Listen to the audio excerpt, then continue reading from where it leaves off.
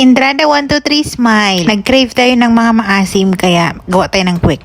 Maglaga muna tayo ng egg. Gawa tayo ng butter. 1 cup na all-purpose flour at 1/4 cup ng cornstarch. Wala tayong orange kaya naglagay ako ng egg yellow na food color, 1 teaspoon ng baking powder, salt, and black pepper. Tamang tansya na lang yung salt and black pepper. Tapos, yung water ko dyan, half muna yung nilagay ko, half cup.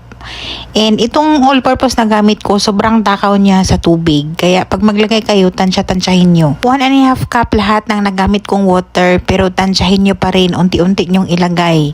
Kagaya ng ginawa ko. Kailangan kasi sa quick, hindi masyadong thick and hindi din masyadong thin yung kanyang mixture para kakapit yung ating egg or makukoat siya ng maayos. Pwede kayong mag-add dyan ng any seasoning na pangpalasa kung gusto nyo. Para ma-achieve yung signature color ng ating quick sa Pilipinas, nag-add ako ng konting red color dyan dahil meron na tayong yellow. So, red and yellow equals orange, 'di ba? Tapos, yung ating red color dyan ay liquid, kaya unti-unti nating ilalagay. Super light lang yung pagkain namin kanina sa lunch. Ang request ng mga amo ay club sandwich. Thursday ngayon, family day ng mga amo, kaya light meal yung pagkain nila. And mahaba yung oras ko, tapos sakaisip akong gagawa ng snack. Nag-crave tayo ng mga maasim. So, ito na yung ating after natin gumawa ng butter, yung ating egg ay niroll ko yun sa cornstarch para kakapit yung ating mixture. Tapos, sundan nyo na lang yung video kung ano yung ginawa ko. Habang nag-prepare ako, nagpainit na tayo ng mantika, and yung mantika kailangan hindi masyadong mainit. Sakto lang para hindi sunog yung butter. Wala tayong itlog ng pugo, kaya chicken yung gamit natin. Pero pwede nyo naman hatiin yan ng 4. Yung isang itlog para magiging pugo yung itsura niya. Pwede yun. Siyempre yung ating sinamakan na homemade din, meron nating upload niyan. Hanapin nyo na lang sinamakan Risa Pinay Vlog. O hanapin nyo, magpa-pop up yan.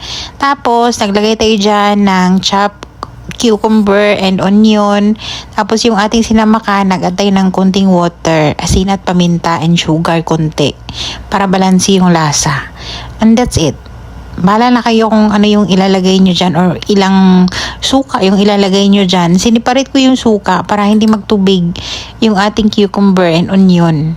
O, kuha na lang, ganun. Sakto talaga, 6 yung ginawa ko. Hindi ko naman yan binilang habang naglaga ako ng itlog. Pero 6 yung nalaga. Tagka-3 kami ni Bel dyan.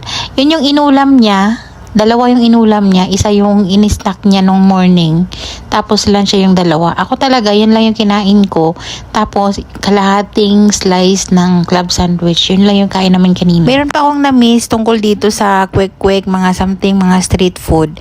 Yung gawa ko dati na egg fillet sa mga taga-Barrio Polonuling dyan.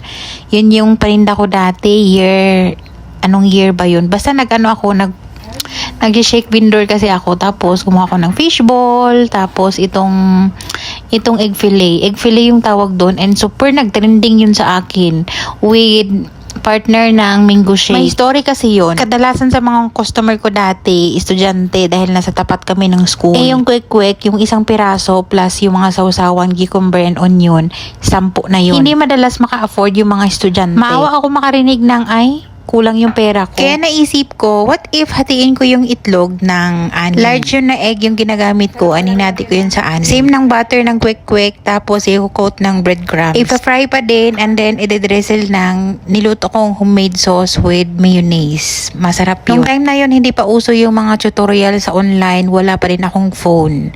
Own imagination ko lang talaga yun, dahil sa mga bata. At mga teacher, student, madalas kong customer. Pati yung nasa mga malayo-layo, sasadyain talaga magpaprito ng ganon, tapos take out with the mango shake. Dito na lang muna dahil ubos na yung 3 quick.